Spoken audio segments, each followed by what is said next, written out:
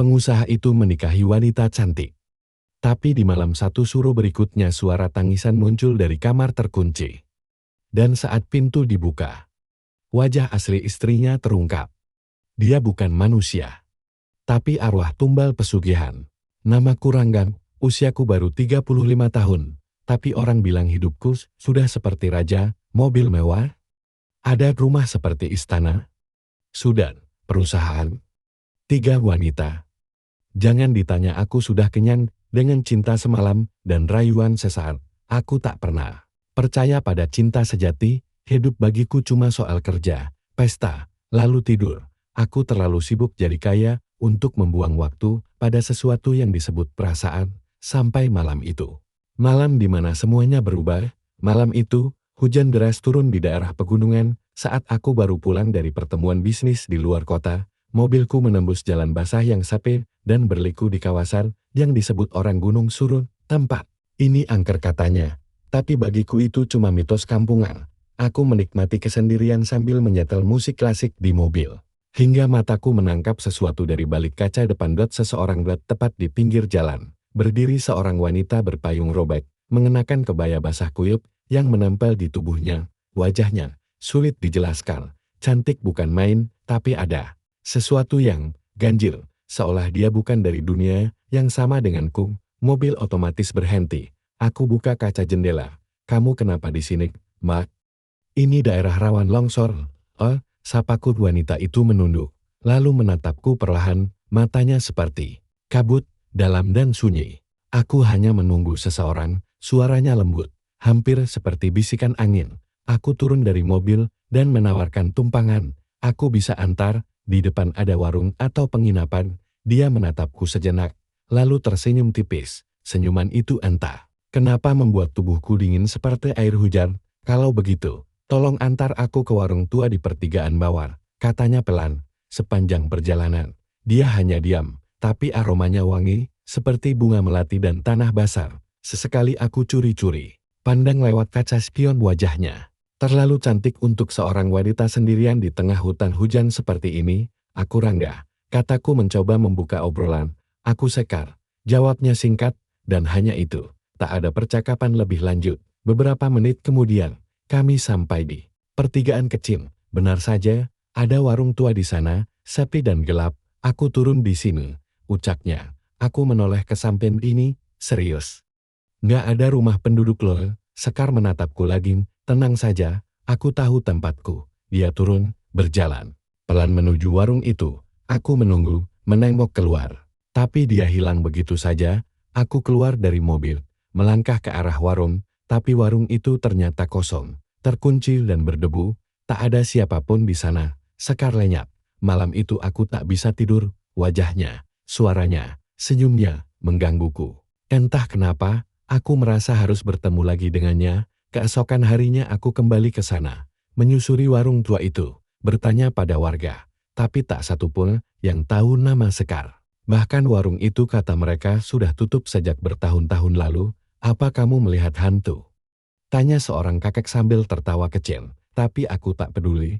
Aku yakin dia nyata, aku tahu dia benar-benar ada, dan di malam kedua, dia muncul lagi di tempat yang sama, di pinggir jalan, di bawah hujan. Aku kembali menemuinya. Kali ini aku duduk bersamanya lebih lama, berbicara lebih dalam. Setiap kata yang dia ucapkan terdengar seperti mantra. Aku jatuh cinta, bukan hanya karena parasnya, tapi karena caranya menatap dunia, caranya diam, caranya menyentuh udara. Seolah itu adalah nyawa. Hanya 2 minggu sejak pertama kali aku melihatnya, dan aku melamarnya. Aku ingin menikahimu, Sekar. Aku belum pernah merasa seperti ini sebelumnya. Sekar tersenyum pelan, lalu mengangguk. Boleh, tapi ada satu syarat. Aku menelan ludah. Apa? Kita harus menikah. Di malam satu suruh, aku terdiam, dan dengan adat lama, bukan adat biasa, kau harus mempercayai adatku. Aku tidak mengerti, tapi entah kenapa, aku merasa tidak bisa menolak. Matanya terlalu dalam, terlalu kosong, dan dari situlah semuanya dimulai. Bukan kisah cinta, tapi kisah kutukan, dan aku, Rangga, sedang melangkah ke pelaminan dengan sesuatu yang tak sepenuhnya manusia. Sejak malam aku melamarnya, Sekar tak pernah lagi muncul di pinggir jalan tempat kami biasa bertemu. Aku kembali ke sana berkali-kali. Hujan turun lagi seperti malam itu. Aku berdiri di tempat yang sama, menatap gelap, menunggu. Tapi yang kutemukan hanya kabut tipis dan suara kodok malam. Aku mulai bertanya-tanya, apa aku gila? Namun yang gila bukan aku, tapi rasa rinduku yang terlalu cepat tumbuh. 2 minggu bersama Sekar, seperti 2 tahun penuh arti. Aku bahkan belum pernah menghafal nama perempuan secepat ini, apalagi wajahnya. Aku mulai kehilangan fokus, rapat-rapat penting kulalui tanpa semangat. Makan hanya asal, asistenku, Ande, heran melihat perubahan sikapku. Mas Rangga, kenapa ya akhir-akhir ini jadi murung? Biasanya Mas senyum-senyum terus kalau habis pulang dari luar kota. Aku hanya geleng-geleng. Tak bisa aku ceritakan bahwa aku sedang menunggu perempuan yang mungkin saja bukan manusia. Suatu malam, aku duduk sendirian di balkon rumahku, angin berhembus pelan. Tapi dada ini terasa sesak.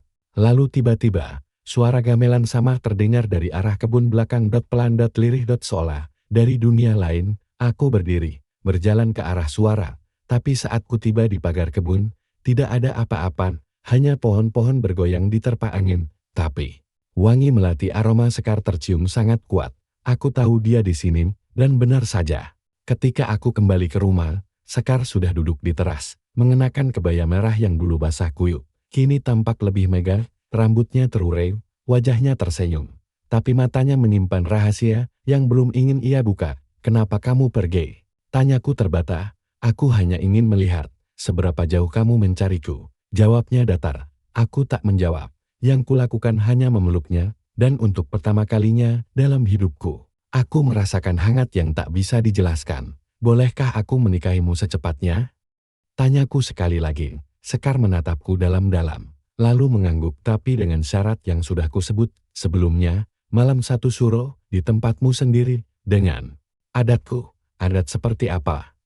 Aku akan mengurusnya. Katanya singkat, kamu hanya perlu menyiapkan tempat dan janji-janji. Satu kata itu saja sudah cukup membuat semuanya terasa serius, tapi aku terlalu mabuk rasa. Dan saat itu, aku berpikir, apa sih yang bisa terjadi dari pernikahan satu malam? Hari-hari berikutnya, hidupku kembali bergairah. Aku menyiapkan segalanya. Pesta pernikahan di villa pribadiku, di kaki Gunung Suro, tempat yang tenang, dingin, dan sepi dari hiruk-pikuk kota. Villa itu dulunya milik ayahku, sekarang aku renovasi jadi tempat liburan. Di sanalah aku ingin memulai hidup baru bersama Sekar. Meski anehnya, Sekar tak mengizinkan aku memperkenalkannya ke siapapun, bahkan ke ibuku sendiri. Orang-orang dunia tak akan mengerti, katanya dengan tenang. Aneh, memang, tapi entah kenapa aku menurut. Yang lebih aneh lagi, Sekar bilang dia akan mengurus semua hal yang berkaitan dengan adat pernikahan, termasuk siapa yang akan memimpin, siapa yang akan menari, dan siapa yang akan datang dari pihaknya. Aku hanya perlu membawa tamu-tamuku sendiri. Tiba hari H, malam satu suro, langit gelap tanpa bintang. Kabut tipis menyelimuti villa sejak sore, tapi aku tak gentar. Aku sudah berdiri di altar sederhana yang dibentuk dari panggung bambu dan dihias kain merah darah. Para tamuku pebisnis, teman-teman dekat, bahkan beberapa investor datang dengan wajah bingung. Sumpah, suasananya kayak acara film horor. Gak, bisik Andi padaku. Ini sesuai permintaan calon istriku, jawabku santai. Tapi dari kejauhan, datanglah sekelompok orang berpakaian adat Jawa kuno. Mereka berjalan pelan, membawa obor. Di tengah-tengah berjalan Sekar, anggun dengan kebaya merah menyala, dan mahkota kecil di kepala. Wajahnya ditutup selendang tipis, membuat semua mata terpaku padanya. Dan ketika ia duduk di sampingku, aku tahu aku telah memilih perempuan paling cantik di dunia. Namun, ada hal ganjil yang tak bisa kutepiskan. Para penari tradisional itu, wajah mereka tidak seperti manusia biasa. Kulit mereka pucat, senyum mereka dingin, mata mereka kosong. Tapi aku menepis semua pikiran buruk. Yang penting, malam ini aku menikah. Sekar adalah milikku, atau mungkin akulah yang menjadi miliknya. Malam satu suro, tanggal yang katanya sakral, penuh pantangan, penuh energi dari alam gaib. Tapi bagiku malam itu adalah malam paling indah, karena aku menikahi Sekar. Pernikahan kami digelar di villa pribadiku, di kaki Gunung Suro, bangunan tua. 2 lantai yang dulu milik ayahku, Sudah lama tak kugunakan, tapi seminggu terakhir aku renovasi besar-besaran, kamar didekorasi ulang, taman dibersihkan, dan halaman belakang diubah menjadi panggung pesta. Lampu-lampu temaram dipasang di pepohonan. Bunga-bunga melati ditabur di sepanjang jalan setapak gamelan Jawa dimainkan tanpa henti sejak sore dengan irama yang pelan, mendayu, dan entah kenapa terdengar seperti suara tangisan tertahan. Para tamu dari pihakku berdatangan, mereka berdasi, berdandan, membawa kado mahal, tapi semuanya terlihat canggung, seperti merasa mereka hadir di tempat yang salah. Ini kayak pesta nikah atau pemanggilan arwah, gak? Bisik Andre, salah satu partner bisnisku sambil tertawa kecil. Aku hanya tersenyum, mencoba menenangkan suasana. Anggap saja ini gaya etnik Jawa kuno, tapi jujur saja, bahkan aku pun mulai merasa ada yang tak beres. Gamelan tak pernah berhenti. Pemain gamelan tak banyak bicara, bahkan nyaris tak bergerak, selain memukul alat musik mereka, seolah mereka bukan sedang bermain musik, tapi mengirimkan sesuatu ke alam lain. Lalu datanglah rombongan. Dari pihak Sekar, dari kejauhan, obor-obor menyala satu persatu. Barisan orang berpakaian adat berjalan pelan, di barisan tengah. Sekar muncul anggut, Megas, tak tersentuh. Ia memakai kebaya merah tua, dengan selendang emas, langkahnya seperti melayang, para tamu berdiri semua, hening, bahkan angin pun seperti berhenti bergerak. Sekar duduk di sebelahku di atas pelaminan kayu. Wajahnya masih ditutupi selendang tipis, menyisakan senyuman samar yang membuat darahku dingin, dan dada ini hangat di saat bersamaan, seseorang dari pihak Sekar memimpin jalannya akad nikah. Lelaki tua berjubah hitam, dengan suara berat dan mata tajam seperti menembus jiwaku. Ia tak menyebutkan asam atau nama, tapi saat ia berbicara, seisi villa terasa sunyi, seolah dunia sedang menyimak. Sekar binti tanpa nama menerima pernikahan ini dengan seluruh tubuh dan jiwanya. Ucapnya pelan, dan saat aku ucapkan ijab kabul, entah kenapa udara terasa lebih dingin. Listrik di sekeliling villa sempat meredup beberapa detik, lalu menyala kembali. Beberapa tamuku mulai terlihat gelisah, tapi tak ada yang berani bersuara. Malam itu, pesta digelar seperti biasa. Makanan disajikan, tamu-tamu bersalaman, tapi ada hal aneh yang disadari sebagian orang. Tak satu pun dari pihak Sekar yang makan, tidak minum, bahkan tidak menyentuh apapun. Mereka hanya berdiri, menatap, dan tersenyum. Mas Rangga, saya tadi coba ngajak ngobrol salah satu tamu dari pengantin perempuan, bisik Andi pelan, tapi dia cuma balas dengan bahasa Jawa kuno, yang saya nggak ngerti sama sekali. Aku tersenyum kaku. Mungkin mereka memang dari kalangan tradisional. Andi mengangguk, tapi wajahnya tetap tak tenang. Saya bukan orang penakut ya, tapi ini tempatnya kok terasa kayak bukan dunia kita. Aku tak menjawab, karena dalam hati, aku juga merasa begitu. Pesta terus berlanjut sampai tengah malam. Musik gamelan tidak pernah berhenti. Bahkan ketika para tamu mulai pamit satu persatu, gamelan tetap berdentum pelar. Dan di saat aku hendak menggandeng tangan Sekar untuk masuk ke kamar pengantin, dia menatapku, tatapannya bukan seperti wanita bahagia yang baru menikah, melainkan seperti seseorang yang sedang bersiap untuk sebuah ritual besar. Kita tidur di kamar depan saja malam ini, katanya pelan. Kenapa bukan di kamar belakang? Yang paling luas? Tanyaku. Kamar itu belum waktunya dibuka, jawabnya tenang, belum waktunya. Kalimat itu terngiang di kepalaku semalaman. Tengah malam, aku terbangun, suara gamelan masih terdengar, tapi kini lebih cepat dan keras. Aku membuka jendela. Tak ada siapapun di halaman, semua sudah pergi, tapi suara gamelan itu seolah dimainkan dari balik tanah, atau dari tempat yang tak terlihat. Aku melirik ke arah kamar belakang, kamar yang dilarang dibuka. Dari balik pintunya, terlihat bayangan perempuan sedang menari perlahan. Dan aku tahu, malam itu, pesta belum selesai. Malam itu, pesta baru dimulai. Sejak malam pesta itu, suasana villa berubah. Bukan hanya karena sudah resmi menjadi suami istri, tapi karena ada sesuatu yang terasa tidak lagi sama. Villa yang dulu terasa hangat dan tenang, kini dipenuhi hawa dingin yang menusuk kulit. Meski matahari terik, angin di sekitar taman seolah tak pernah berhenti berdesir. Dan yang paling membuatku resah adalah kamar belakang itu, kamar yang selalu dikunci rapat, kamar yang Sekar larang aku dekati. Hari-hariku tetap berjalan. Di atas kertas, hidupku tampak sempurna, bisnis makin melejit, Sahamku naik 2 kali lipat dalam seminggu, bahkan seorang investor luar negeri tiba-tiba menghubungi untuk membeli perusahaan kecilku dengan harga 5 kali lipat dari valuasi normal. Tanpa usaha keras, uang mengalir begitu saja, tapi di sisi lain, rumah tanggaku terasa aneh. Sekar begitu berbeda dari sebelum menikah. Dia lembut, ya, penyayang, ya, tapi juga jauh. Dia jarang tidur di ranjang yang sama saat malam tiba. Ia lebih suka duduk di depan cermin tua, menyisir rambutnya yang panjang tanpa berkata-kata. Kadang, aku melihatnya berbicara sendiri sambil menabur bunga melati di sudut ruangan. Apa kamu nggak lelah? Tanyaku suatu malam. Sekar hanya menoleh, tersenyum samar. Aku sudah terbiasa bangun di waktu-waktu tertentu, waktu yang tidak bisa kau ganggu. Jam berapa itu?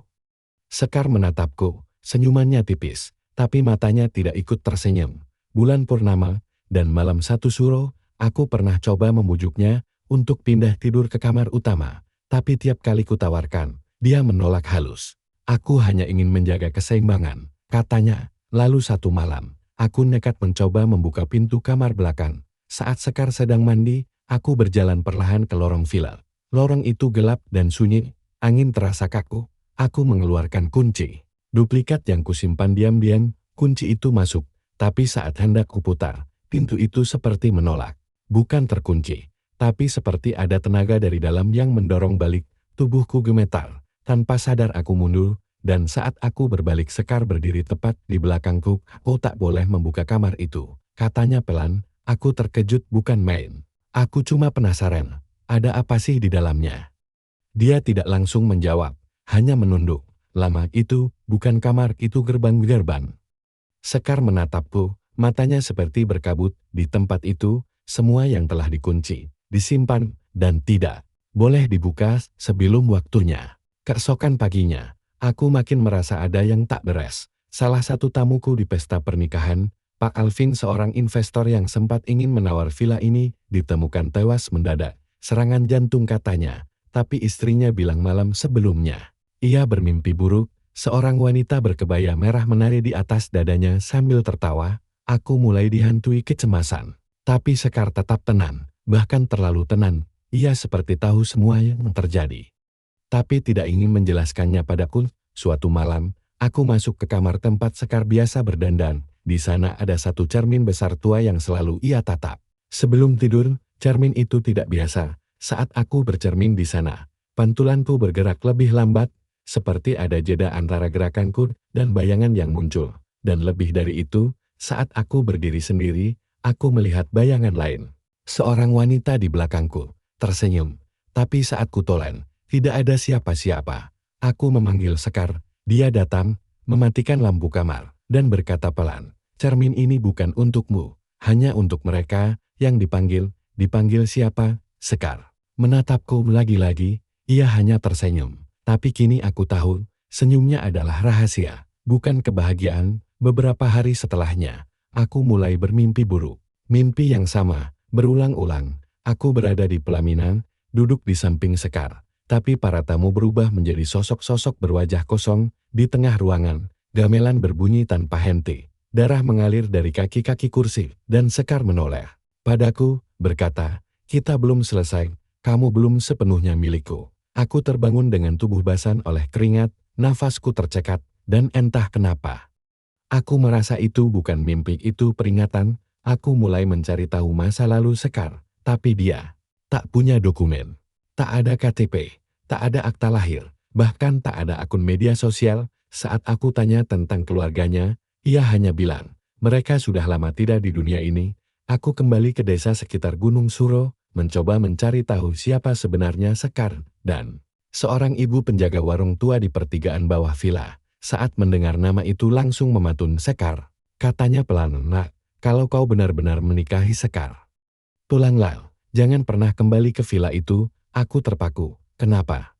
Si ibu gemetar, lalu masuk ke dalam dan membawakan foto tua. Dalam foto itu, ada seorang gadis penari dengan selendang merah. Wajahnya sangat mirip Sekar. "Tahun-tahun 1987, kata si ibu. "Dia ditumbalkan dalam pesugihan oleh salah satu orang kaya di sini. Sejak itu, tiap malam 1 Suro, Arwahnya menari di villa tua yang sekarang jadi rumahmu itu. Aku tak bisa berkata apa-apa karena foto tua itu. Di pojok kanannya berdiri seorang pria muda memakai peci dan batik. Itu ayahku. Aku duduk sendirian di dalam mobil foto tua itu, masih kugenggam erat. Meski tanganku gemetar, mataku tak lepas dari wajah seorang pria di pojok gambar. Pria yang mengenakan batik coklat dan peci hitam, itu benar-benar ayahku, ayah yang sudah meninggal 5 tahun lalu, karena serangan jantung. Ayah yang selama hidupnya jarang bicara tentang masa muda, dan selalu menghindari cerita soal villa tua ini. Aku pikir dia hanya pria keras kepala yang tak suka nostalgia. Ternyata, dia menyimpan rahasia gelap, dan mungkin aku sedang mewarisi kutukan itu. Sesampainya di villa, Sekar sudah menungguku di teras. Ia seperti tahu kemana aku pergi, tapi tak bertanya apapun. Ia hanya menyodorkan secangkir teh hangat, dan tersenyum-senyum yang entah. Mengapa sekarang terasa lebih seperti jebakan daripada ketulusan? Kenapa kamu nggak pernah cerita soal masa lalu? Tanyaku hati-hati. Sekar menatapku dengan mata sendu. Karena masa laluku bukan sesuatu yang bisa kamu pahami, bahkan keluargaku pun membenciku karena kisah itu. Apa ada hubungannya dengan villa ini? Bisikku. Dia mengangguk perlahan. Tempat ini dulunya tanah berdarah. Di sini banyak perjanjian. Dibuat banyak jiwa dijual. Aku ingin bertanya lebih jauh, tapi Sekar hanya menaruh telunjuk di bibirku, seperti meminta diam. Lalu ia beranjak ke dalam, meninggalkanku sendiri dengan berjuta tanda tanya. Keesokan paginya, kabar mengejutkan datang. Salah satu proyek bisnis yang selama ini mandek bertahun-tahun, tiba-tiba disetujui oleh pemerintah. Izin usaha keluar tanpa kendala, padahal aku tak mengurusnya lagi sejak menikah. Lalu, kabar kedua, saham perusahaan tempat aku investasi kecil-kecilan, tiba-tiba meroket 400%, nilai uangku berlipat. Dan yang ketiga, ini yang paling membuat bulu kudukku merinding. Seorang rival bisnisku, Pak Benny, ditemukan meninggal dalam kecelakaan tunggal, di jalan yang sama tempat aku dulu bertemu Sekar. Mobilnya terjun ke jurang, dan saat ditemukan, tubuhnya remuk. Namun tangannya mencengkeram bunga melati kering. Aku mulai menyadari satu pola aneh. Setiap kali kekayaanku naik drastis, ada nyawa yang melayang, dan lebih menyeramkan setiap kejadian itu selalu diiringi oleh suara gamelan di malam hari. Aku mencoba menyelidiki lebih jauh villa ini. Masuk ke ruang bawah tanah, membuka arsip lama milik ayah. Di sana aku menemukan catatan tua. Tulisan tangan ayah sendiri, isinya mencengangkan. Perjanjian sudah diteken. Sekar, dia tumbal terakhir. Setelah itu, aku dan keturunanku akan diberi limpahan kekayaan selama 7 turunan, tapi tiap malam satu suruh, pintu tak boleh dibuka. Jika dibuka, pengantin akan menagih janjinya. Pengantin. Sekar. Hatiku makin dingin. Aku mulai menyadari bahwa hidupku kini bukan lagi milikku sendiri. Sejak malam pernikahan itu, aku adalah bagian dari perjanjian yang ditulis dengan darah. Malamnya, Sekar memintaku duduk bersamanya di ruang tengah. Ia menyalakan dupa. Di hadapannya diletakkan sesajen, kembang 7 rupa, sebutir telur, dan segelas air putih yang diletakkan di atas cermin bundar untuk menjaga keseimbangan. Katanya, menjaga dari apa? Dari mereka yang masih lapar. Aku ingin bertanya lebih jauh, tapi saat itu, lampu villa tiba-tiba padam. Hanya nyala dupa yang tersisa, mengambang samar di udara, dan dari arah kamar belakang, terdengar suara tangisan perempuan parau. Dan diiringi suara kuku mencakar lantai kayu. Aku berdiri, tapi Sekar langsung memegang tanganku erat.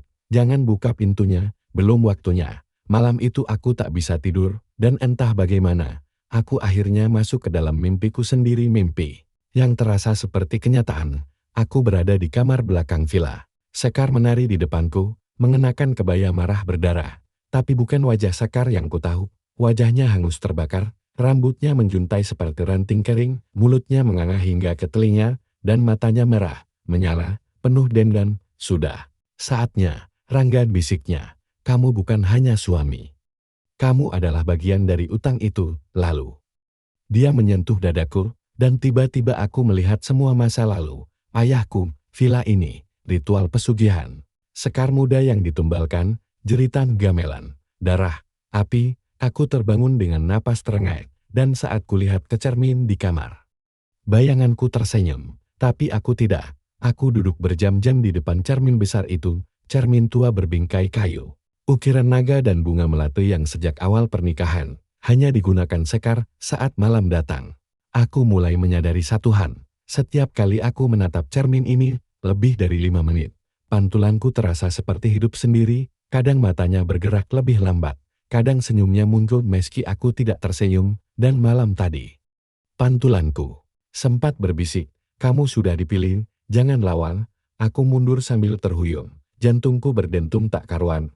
Tapi saat kulempar cermin itu dengan vas bunga, cermin tak retak sedikit pun, hanya bayangan di dalamnya yang tersenyum semakin lebar. Dan perlahan memudar, keesokan harinya, aku putuskan menghubungi satu-satunya orang yang mungkin masih tahu tentang sejarah keluarga, Pak Duelyo, adik dari almarhum ayahku, tinggal di sebuah dusun di Klaten. Setelah perjalanan setengah hari, aku tiba di rumah Pak De, rumah tua sederhana dengan aroma kemenyan dan kayu tua menyambutku.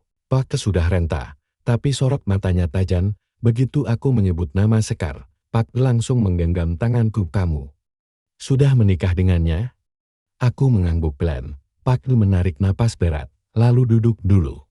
Waktu ayahmu seumur kamu, dia datang ke Gunung Suro. Waktu itu, dia masih belum punya apa-apa, tapi dia kembali 3 bulan kemudian dengan villa, tanah luas, mobil, dan proyek besar. Aku menyimak dengan leher kaku. Orang-orang bilang dia masuk aliran pesugihan, tapi bukan pesugihan biasa. Ini pesugihan yang melibatkan pernikahan dengan roh tumbal. Aku menelan ludah roh. Pak De mengangguk. Dia bukan sekadar korban. Dia gadis suci terakhir dari garis keturunan penari keraton, dijadikan tumbal oleh orang-orang serakah, termasuk ayahmu sendiri. Tubuhnya dibakar, jiwanya dipenjara di kamar belakang villa itu dengan cermin sebagai gerbangnya. Mataku membelalak. Cermin? Iya, kata Pak De sambil menunjuk ke arah langit-langit. Dulu, cermin itu diletakkan di atas tempat ia dibakar. Siapapun yang menikahi Sekar lewat pernikahan gaib akan menjadi pewaris kekayaan, tapi juga pewaris kutukan-kutukan itu, kata Pak De, akan aktif setiap malam satu suro. Dalam tiap generasi, Sekar akan muncul dalam wujud sempurna untuk menagih janji, dan begitu pernikahan dilakukan, jiwanya bisa mulai merasuk. Apa kamu pernah merasa bukan dirimu sendiri? Tanya Pak. Aku mengangguk. Pernah mimpi melihat api, gamelan, dan kamu bukan kamu lagi. Aku kembali mengangguk. Itu tandanya kamu sedang ditinggali. Perjalanan pulang ke villa terasa panjang. Aku memikirkan satu hal. Aku harus keluar dari ini semua. Tapi bagaimana? Menikah dengan Sekar bukan seperti menikah dengan wanita biasa. Tak ada pengacara, tak ada perceraian, tak ada cerai hidup, hanya cerai mati. Sesampainya di villa, suasana terasa berbeda. Udara lebih pengap, dupa dibakar di tiap sudut ruangan. Dan di tengah ruang tamu, Sekar duduk di depan cermin, rambut terurai panjang, menyisir pelat dengan sisir perang. Aku berdiri mematung di pintu. Dari mana kamu? Tanyanya pelan, tanpa menoleh. Aku ke rumah Pak Duwiryo. Sekar berhenti menyisir. Dia masih hidup, dan dia tahu semuanya, kataku tegas. Sekar menatapku lewat cermin. Kamu marah? Aku ingin tahu. Siapa kamu sebenarnya? Perempuan di cermin tersenyum. Tapi itu bukan Sekar. Wajah itu mulai berubah, kulitnya memucat, matanya menajam, rambutnya memanjang seperti ular hitam, dan senyumnya merekah terlalu lebar. Siapa aku? Gumamnya, aku adalah istri, kekasih, tumbal, sekaligus pewaris. Tiba-tiba lembu villa padam, cermin bergetar sendiri, dan suara gamelan kembali terdengar keras, lebih keras dari sebelumnya, dari luar villa, dari balik tanah, dari dalam diriku sendiri. Aku berlari ke kamar belakang. Aku harus tahu, aku harus buka pintu itu meski Sekar pernah melarang. Tapi aku sudah terlalu dalam. Aku buka pintunya dengan paksa, dan di dalamnya ada panggung-panggung kayu kecil, dipenuhi sesajen, cermin, dan tulang-tulang. Tulang manusia, dibalut kain merah. Sebagian hangus terbakar, dan di tengah-tengahnya berdiri seorang perempuan. Sekar. Tapi bukan Sekar yang biasa ini, Sekar dengan wajah separuh hangus, rambut seperti tali jerat, mata merah menyala. Selamat datang, Rangga, kamu sudah membuka gerbangnya. Tubuhku limbung, nafasku sesak, tapi sebelum aku pingsan, suara terakhir yang kudengar adalah bisikan. Kamu bukan korban. Kamu pewaris, Kau yang harus menanggungnya sekarang. Angin berdesir kencang di lereng Gunung Suro, kabut menggumpal sejak sore, dan matahari bahkan tak sempat berpamitan. Langit kelabu menyelimuti villa tua itu seperti kain kafan. Hari itu adalah malam 1 Suro, hari yang 1 tahun lalu menjadi saksi janji paling bodoh dalam hidupku, pernikahan dengan wanita tercantik yang pernah kulihat, sekaligus yang paling mengerikan, dan malam ini, pesta itu akan datang lagi. Tapi bukan untuk merayakan cinta, untuk merenggut jiwa. Sejak aku membuka kamar belakang minggu lalu, hidupku tidak pernah lagi sama. Aku mulai mendengar suara dari dalam cermin, bahkan saat sedang rapat bisnis. Suara Sekar, atau lebih tepatnya, suara lain yang memakai suaranya, kita sudah terikat, kau tak bisa lari. Biar kuajari dunia, lewat tubuhmu. Aku semakin sering mengalami blackout, tiba-tiba lupa waktu, kehilangan kesadaran, dan saat tersadar, aku sudah di tempat lain. Bahkan pernah, saat aku buka mata, aku berdiri di depan makam. Tanpa tahu bagaimana aku sampai di sana, yang paling membuatku takut adalah mimpi yang makin sering berubah jadi nyata. Dalam mimpi-mimpi itu, aku berdansa di pelaminan bersama Sekar, musik gamelan mengalun, tapi para tamunya semua adalah kerangka. Mengenakan kebaya, berdasi, tapi wajahnya kosong, mayat, dan saat aku bangun, tubuhku sering basah kuyup oleh darah yang tak kujelaskan asalnya. Malam ini, Sekar mendatangiku dengan kebaya merah menyalam, wajahnya sempurna, kulitnya bersinar di bawah cahaya lampu temaram, seolah tak pernah berubah sejak malam pertama kami bertemu. Tapi aku tahu, di balik senyum itu, ada sesuatu yang bukan manusia. Kita akan mengulang malam itu, sayang, katanya sambil menyentuh pipiku. Kenapa? Suaraku lirih, karena 1 tahun sudah berlalu, dan waktunya. Roh tumbal kembali menagih tempat. Apa maksudmu? Sekar menatapku dalam, matanya mulai berubah dari coklat menjadi hitam kelam. Kamu pikir kamu manusia biasa? Tidak, Rangga. Kamu adalah pewaris. Kamu lahir bukan tanpa alasan. Ayahmu membuat perjanjian, tapi bukan dia yang harus membayar kamu. Jam menunjukkan pukul 11 malam. Angin kencang menggoyang pepohonan. Villa bergetar seolah akan runtuh, dan saat lonceng villa berdentang 3 kali, tamu-tamu mulai berdatangan. Tapi bukan tamu biasa. Dari balik kabut, satu persatu mereka muncul berjalan tanpa suara, dengan wajah pucat, mata kosong, tubuh seperti bayangan. Mereka mengenakan baju pesta, tapi busuk, usang. Beberapa bahkan masih mengenakan kain kafan. Di tengah halaman villa, panggung kembali berdiri seperti malam pesta dulu. Gamelan berbunyi lagi, tapi kini lebih cepat dan penuh teriakan samar, seolah ada ratusan arwah ikut menari. Dalam setiap dentingannya, Sekar berdiri di tengah panggung, mengulurkan tangan padaku. Ayo, Rangga, malam ini, kita sempurnakan penyatuan. Tubuhku bergetar hebat, tapi kakiku melangkah sendiri, seolah tidak lagi dalam kendaliku. Aku gak bisa. Bisa, karena ini adalah nasibmu, kau milikku. Tiba-tiba, Pak Duwiryo muncul di gerbang villa. Dengan tangan gemetar ia menggenggam kitab kuno dan sebungkus garam putih. Rangga, jangan ikut dia. Itu bukan istrimu. Itu roh yang menjerat keturunanmu. Sekar menolak, tatapannya berubah liar. Pergi. Ini bukan urusanmu, tua bangka. Pak mulai membacakan mantra Jawa kuno. Udara bergetar, gamelan terputus. Langit bergetar oleh petir yang menyambar, dan dari tubuhku keluar asap hitam tebal yang berputar seperti pusaran angin. Aku terjatuh, mataku membelalak, dan di sana kulihat wujud aslimu, Sekar. Tubuh hangus, rambut api, kuku panjang meneteskan darah, mata merah menyala. Dia menjerit keras. Aku belum selesai. Pak terus membaca mantra. Villa mulai runtuh. Suara tangisan perempuan dari dalam kamar belakang kini berganti jeritan ribuan arwah. Tapi aku tahu, satu perjanjian belum selesai. Sekar belum pergi, dan yang paling mengerikan, dia sudah separuh tinggal di dalam diriku. Angin mendiru, seperti jerit ribuan arwah. Langit hitam tanpa bintang. Petir menyambar dari kejauhan, menerangi siluet villa yang mulai retak-retak seperti dinding tua di tengah dunia gaib. Suara gamelan masih terdengar samar, pelan, lirih, namun setiap dentingnya seperti menggetarkan isi dadaku, dan di tengahnya aku. Setengah sadar, setengah bukan diriku lagi. Tubuhku masih gemetar di atas panggung tua. Kakiku terikat pada lantai kayu yang berubah hangat dan basah, seperti digenangi darah. Di hadapanku Sekar tak lagi menutupi wujud aslinya, arwah penuh Dendam berambut api, wajah separuh hancur, mata menyala bagai bara neraka. Waktunya sudah tiba, Rangga bisiknya pelan, tapi setiap kata seperti semburan racun ke dalam telingaku. Perjanjian yang dibuat ayahmu belum lunas. Dia menjanjikan darahmu anak darah dagingnya sendiri untuk memperpanjang kekayaan.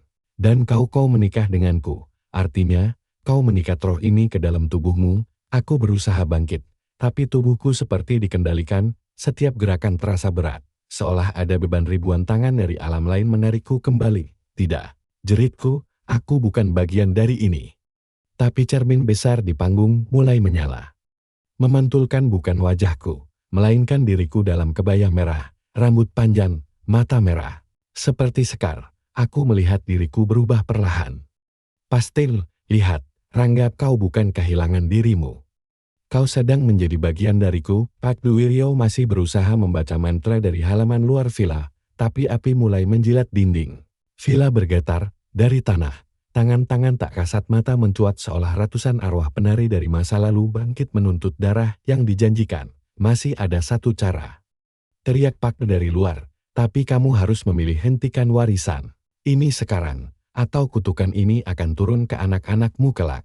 Anak, aku tertegun, tiba-tiba Sekar menatapku tajam. Ya, kau sudah jadi pintu, kau akan menurunkan darah ini, dan anakmu akan menjadi penerus berikutnya. Jika kau tak menghentikan upacara malam ini, tubuhku bergetar, antara amarah dan ketakutan. Tapi juga, ada sesuatu dalam diriku yang mulai menikmati semua ini, kekuasaan, kendali kekayaan. Apakah aku sudah terlalu jauh? Pak Dwiryo masuk ke panggung membawa sebuah keris pusaka. Ia menyerahkannya padaku dengan tangan gemetar. Ini milik kakakmu, keris ini digunakan dulu untuk memotong tali pesugihan sebelum ayahmu mengingkarinya. Kalau kupakai, kau akan putus ikatan darah. Tapi harus dibayar dengan darahmu sendiri. Aku memandang keris itu, dingin berat, tapi seperti memanggil di sekelilingku. Sekar melayang di udara, tertawa keras, tubuhnya kini menyala, membesar, membentuk ribuan wajah, wajah-wajah korban pesugihan, wajah perempuan yang dulu dikorbankan. Aku menjerit, berhenti, cukup. Sekar mendekat, menyentuh dadaku. Kalau kau menolak, kau akan hidup selamanya bersamaku.